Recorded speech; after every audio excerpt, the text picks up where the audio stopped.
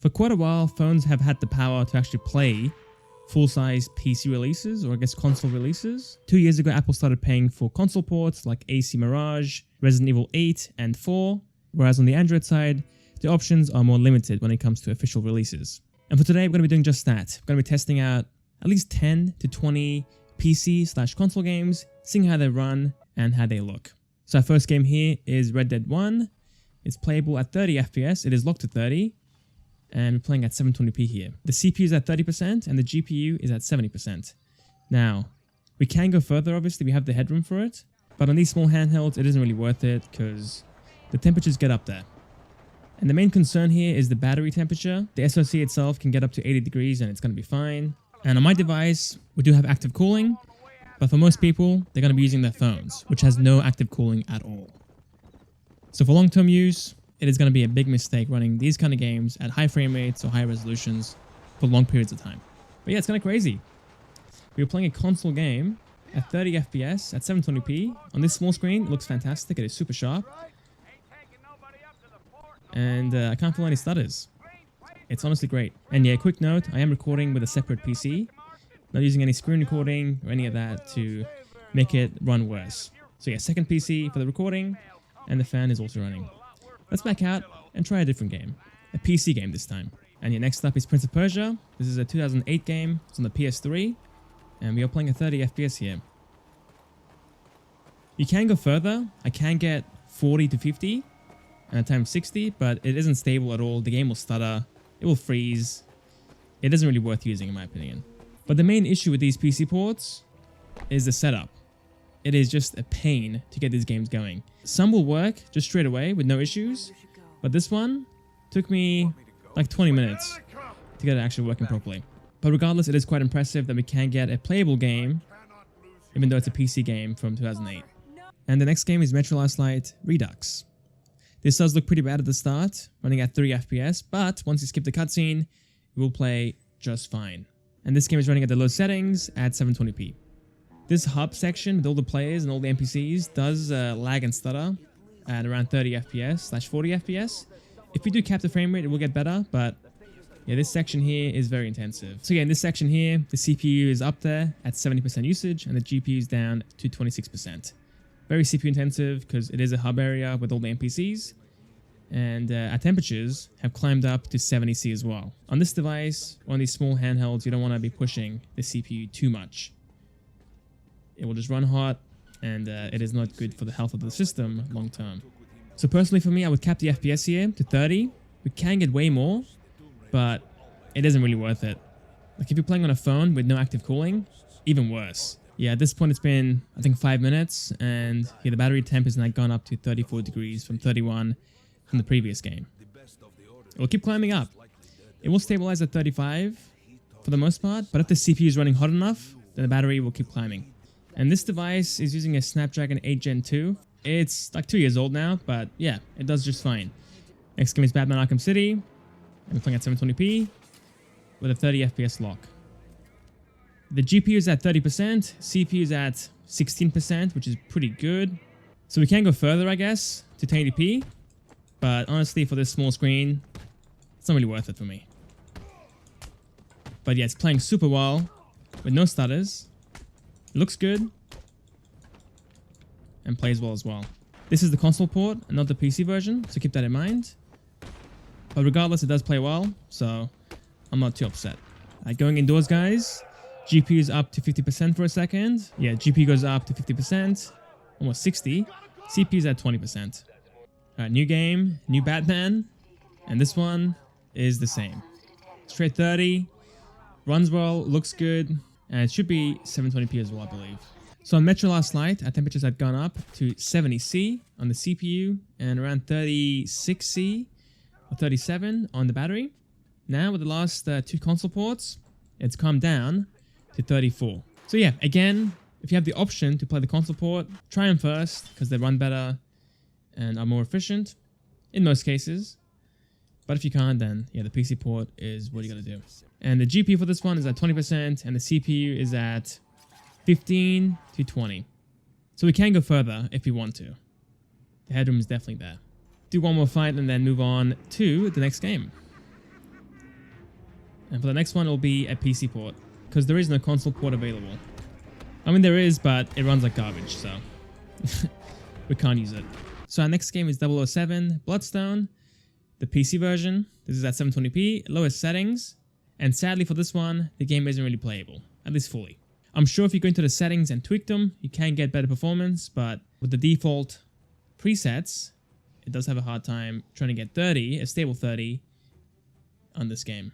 CPU is at 40% up to 70%, GPU at 20%/30%. So barely being used up.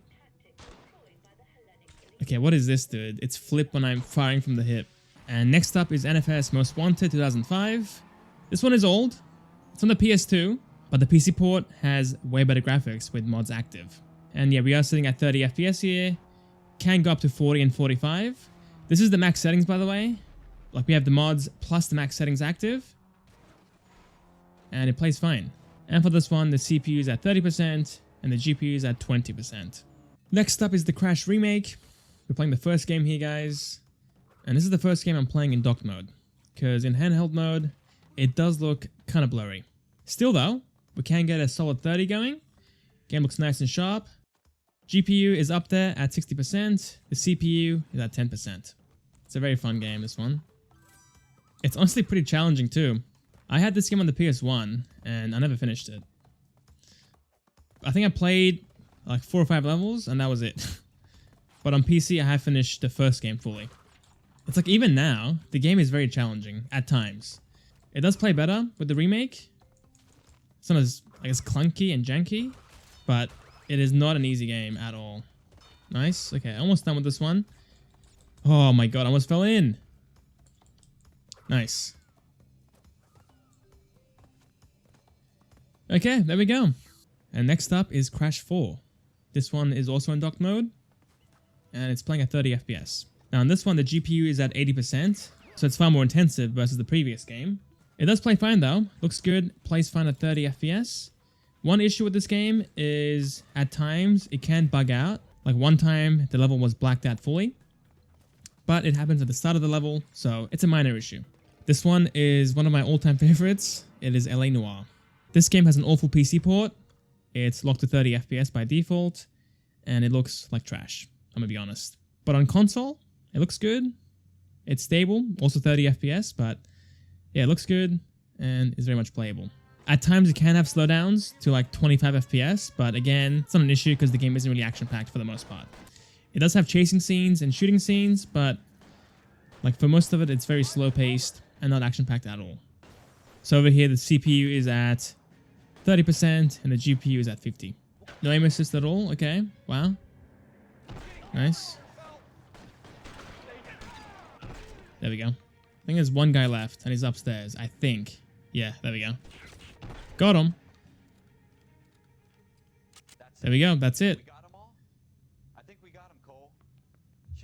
This game's a classic, dude. I love it. Even on console though, it is 30 gigs. So use an SD card or I guess a flash drive, that works too. Deadpool is the next game. And as you guys can see on the screen with the overlay, I've had to sadly move emulators. But this game does play fine. It is at 720p, low settings. And yeah, FPS is sitting at 40 to 60. Sometimes the game will stutter quite heavily. It's pretty bad loading this section, but it should get better once it's done loading. There we go. The same thing happened in Metro last night as well.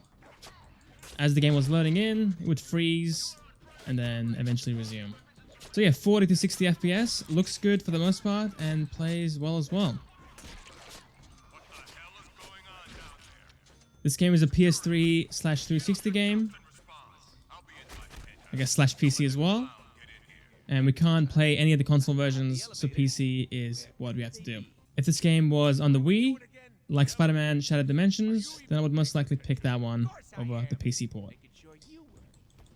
Normally, it runs better and it's way easier to set up. And next up is Blur, another classic racing game.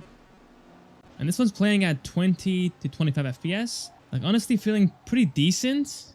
It isn't that bad at all, but the audio is stuttering and the FPS is less than ideal. It does look good though. It's running at 720p and at the medium settings. Staying with the racing theme, this is NFS Hot Pursuit. It is the console version of the game, and we're playing at 720p at 30 FPS. It is locked to 30. The PC version from 2010 is also playable, and that is near 60. From the previous games that we did Blur and Deadpool, our battery temp has gone up to 40 degrees. It was at 41 when I started this game up. But this game does play fine. Again, 30 FPS, there's no stuttering, there's no lagging. It does look good. And, okay, that's not fair. And it's really fun. I can't even lie, it's a fun game. I think I finished this game, I think 4 times now. The PS5, the Switch, the PC, and the PS3. And back in the day, like 2011, 2010, the game was out on iPod Touch as well. And that was kind of fun. I played the demo. So yeah, a fun game, and now it's playable on an Android phone or handheld. And next up is Persona 5 Royal. Now personally for me, I haven't played this game on Android, but from what I've seen online, this game is fully playable. Both Persona 4 and 5 should be fine. And yeah, here we're sitting at 30 FPS. We are playing in docked mode here as well, because in handheld mode, the game did look kind of blurry for me, like even on the small screen. So yeah, docked mode, it's still playable at 30. It looks fantastic, super sharp. Yeah, GPU's at 30 to 40%, CPU at 11%, up to 20 in this section. Sniper Elite V2 is next up. And this one is, again, 30 FPS, and should be 720p as well. I'm gonna sneak past these guys. Okay, run for it, run for it, run for it. Yeah, he's done.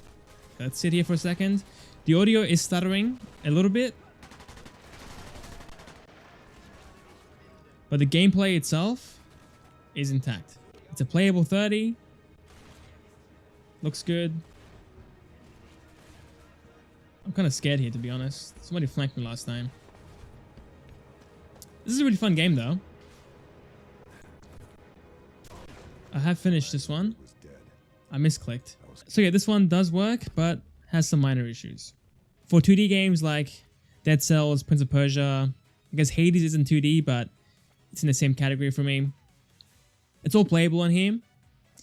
And Prince of Persia and Dead Cells should have Android ports, so just play them instead. And both are really good. So yeah, there we have it, guys. That is a bunch of AAA games playing on Android. For me, this is far more impressive versus what you get with the Steam Deck / ROG Ally. I do like both handhelds, but this is just so small and so portable. And at the same time, it packs a punch. It plays all the bangers with no issues. Plus you get, PS1, PS2, PSP, all of them also combined. It is just limitless. So yeah, thanks for watching. Hope you guys enjoyed, and I'll see you guys next time for the next video. See you guys then.